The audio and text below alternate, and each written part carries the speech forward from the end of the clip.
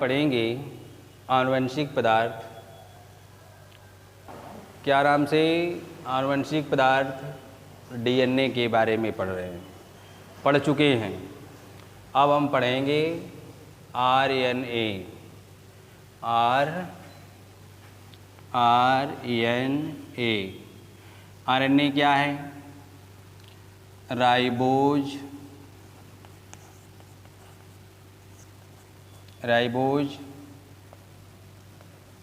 Nucleic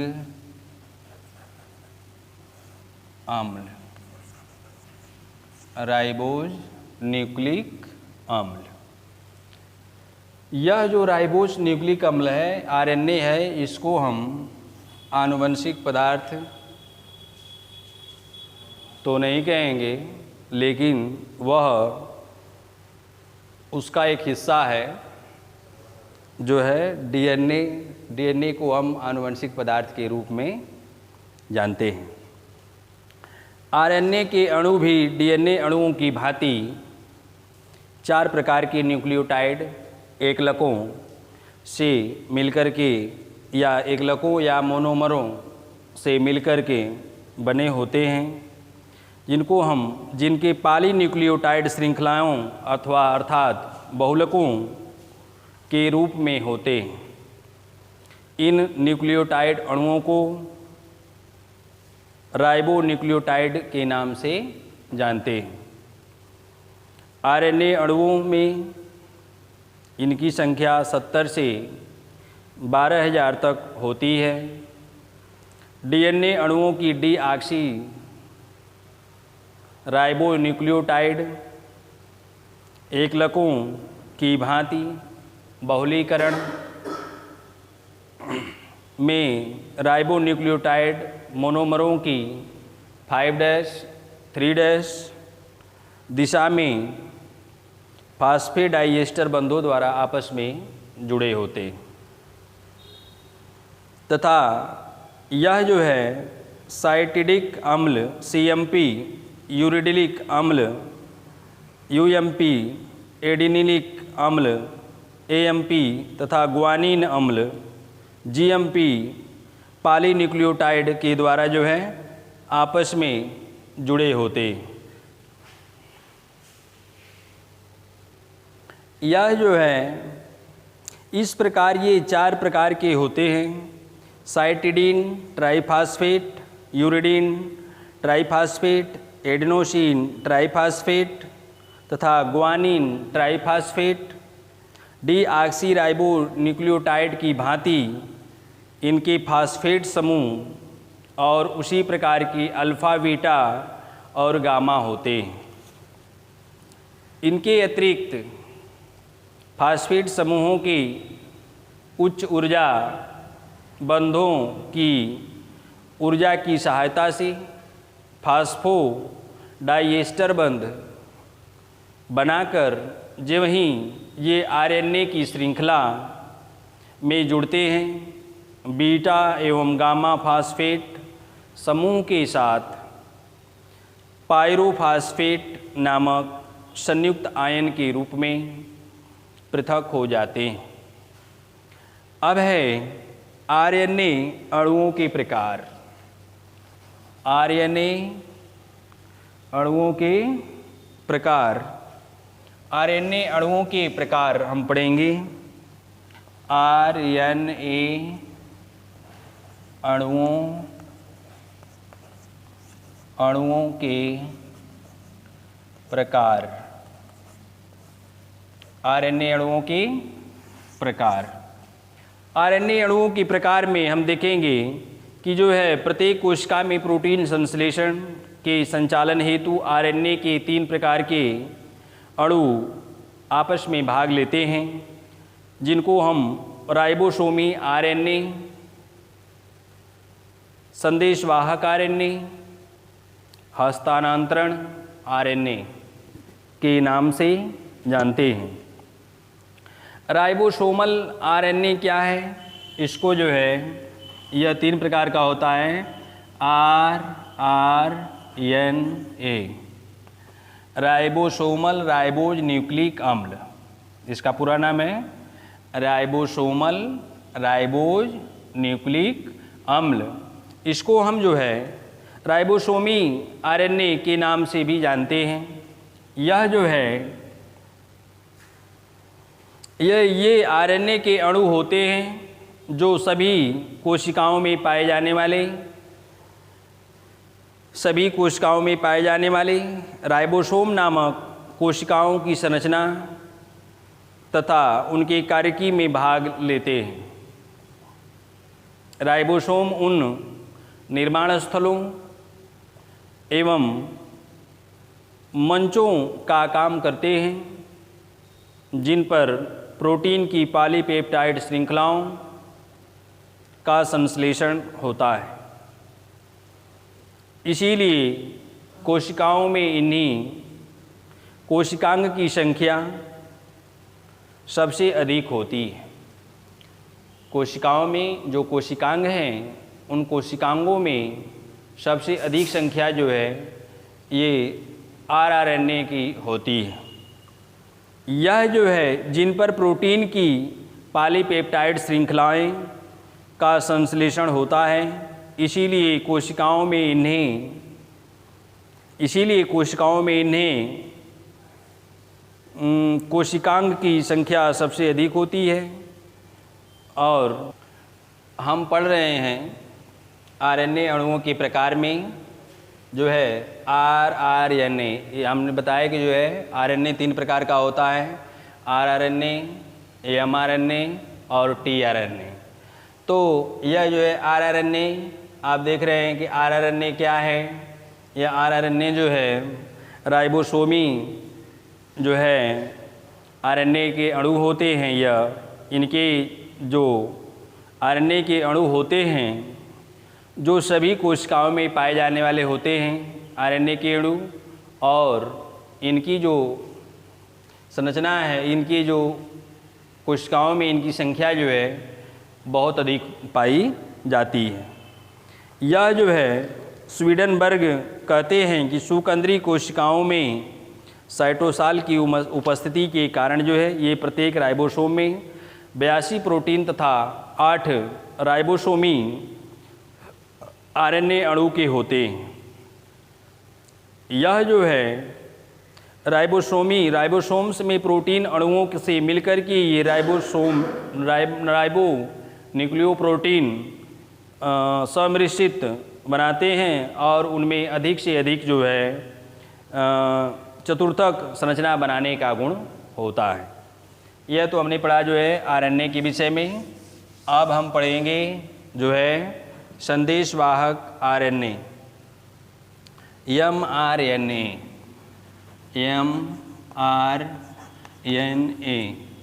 mRNA को हम पढ़ते हैं मैसेंजर राइबोसोमल राइबोज न्यूक्लिक अम्ल।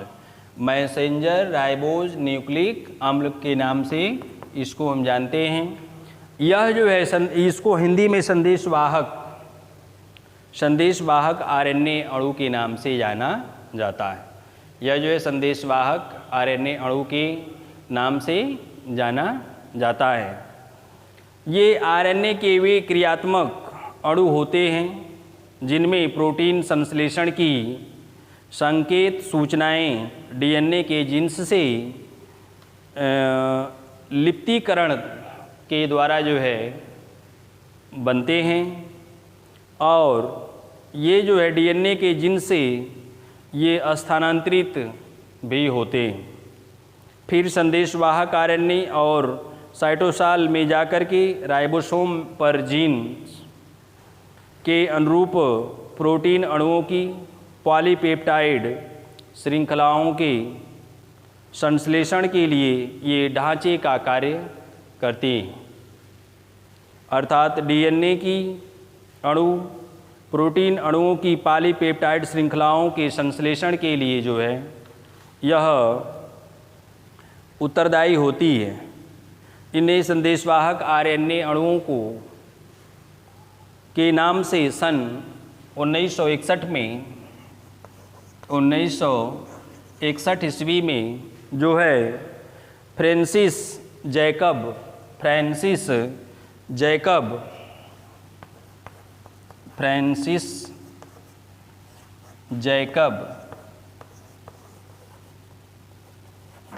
जैकब नामक वैज्ञानिक ने तथा जैक्यूस मोनोस ने जो है 1961 में mRNA का नाम दिया था।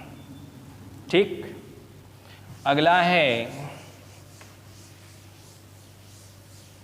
यह जो है संदेशवाहक आरएनए के अणु लंबे धागे नुमा होते हैं और केंद्रक के से साइटोसाल में जाकर के संदेशवाहक आरएनए अणु राइबोसोम से जुड़कर ऐसे सांचों का काम करते हैं जिन पर साइटोसाल से एमिनो अम्लों के अणु आ जा सकते हैं। डीएनए की सांकेतिक सूचना के अनुसार एक दूसरे के पीछे जुड़कर प्रोटीन अणु भी पॉलीपेप्टाइड श्रृंखलाओं द्वारा आपस में ये बनाते हैं। पूर्व केंद्र की कोशिकाओं संदेशवाहक आरएनए के अणु प्रायः एक से अधिक पॉलीपेप्टाइड श्रृंखलाओं के बहुलीकरण से बनते हैं और यह जो है सिस्ट्रोन शब्द का उपयोग प्रायः एक जीन के लिए ही किया जाता है। सिस्ट्रोन मोनोसिस्ट्रोनिक या सिस्ट्रोन का नाम जो है यह इसका उपयोग एक जीन के लिए जो है किया जाता है। पॉलीपेप्टाइड के बहुलीकरण के बाद संदेशवाहक आरएनए अणुओं का शीघ्र ही अपघटन हो जाता है, अतः इनके बनने की दर अधिक होती है, परंतु फिर भी कोशिका के कुल आरएनए का लगभग 2% ही संदेशवाहक आरएनए होता है। कोशिका का 2% भाग ही जो है संदेशवाहक आरएनए जो है होता है। अब हम पढ़ेंगे तीसरा है टीआरएनए।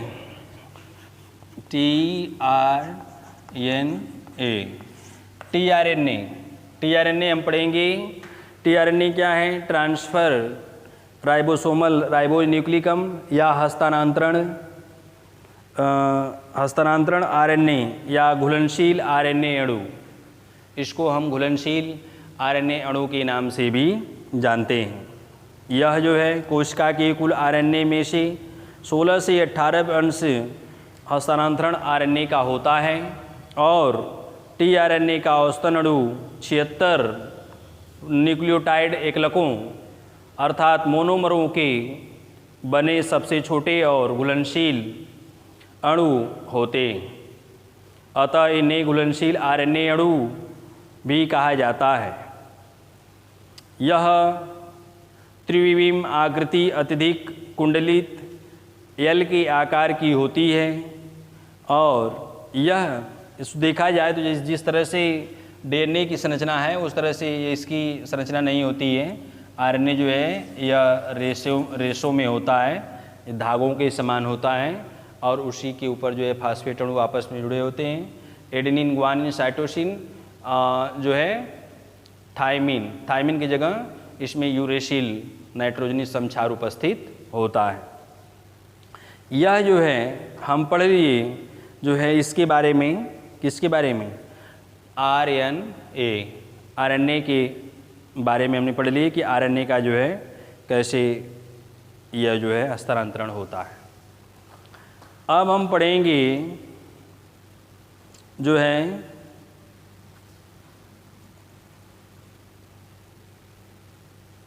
एंटीकोडोन भुजा है। अब हम पढ़ेंगे जीनी आरएनए अणु, उत्प्रेरक आरएनए अणु। इन 3 प्रकार के आरएनए के अतिरिक्त कुछ अन्य आरएनए के अणु भी आधुनिक वैज्ञानिकों ने पता लगाया। जैसे हमने बताया कि आरएनए के जो है 3 भागों में इसको बांटा गया है, लेकिन वैज्ञानिकों ने जो है इनको और भागों में बांटा है जो हम पढ़ेंगे। इसको 3 भागों में और बांटे हैं आरएनए को। कौन कौन सा है देखिए।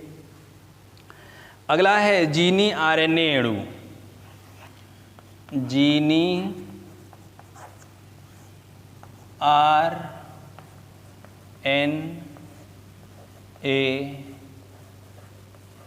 अणु, जीएनए, आरएनए अणु। ठीक, तो यह जो है कुछ वायरसों में डीएनए नहीं होता है, कुछ वायरसों में डीएनए अनुपस्थित होता है, अतः इनमें आरएनए में ही आनुवंशिक संकेतिक सूचनाएं उपस्थित होती। आरएनए का इनमें केवल एक ही सूत्री या द्विसूत्री अणु उपस्थित होते हैं, इनको हम जीनी आरएनए अणु भी कहते हैं। दूसरा है लघु केंद्रकीय, दूसरा है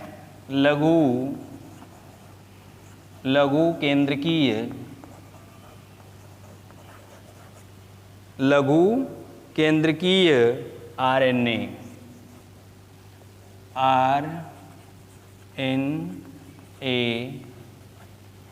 अणु। तो इनको हम जो है लघु केंद्रकीय आरएनए अणु कहते हैं। यह जो है ये लगभग 100 से 215 न्यूक्लियोटाइड एकलकों अर्थात मोनोमरों के बने छोटे आरएनए अणु होते हैं जो केंद्रक में रहते हैं और डीएनए के द्विगुणन तथा आरएनए अणुओं के संघनन में सहयोग करते हैं। कौन? लघु केंद्रकीय आरएनए अणु। अगला है उत्प्रेरण आरएनए। उत्प्रेरक आरएनए अणु। उत्प्रेरक आरएनए अणु। तो उत्प्रेरक आरएनए अणु क्या है? सन 1980 ईस्वी में थॉमस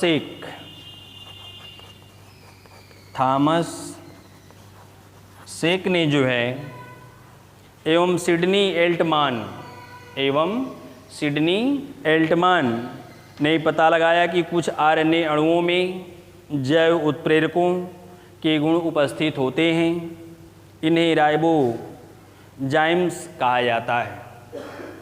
इनको जो है उत्प्रेरक आरएनए को राइबोजाइम्स के नाम से जाना जाता है। सबसे पहले विषमांगी केंद्रकीय आरएनए अणुओं के अणु उपस्थित इसमें होते हैं। बस अगली वीडियो में धन्यवाद।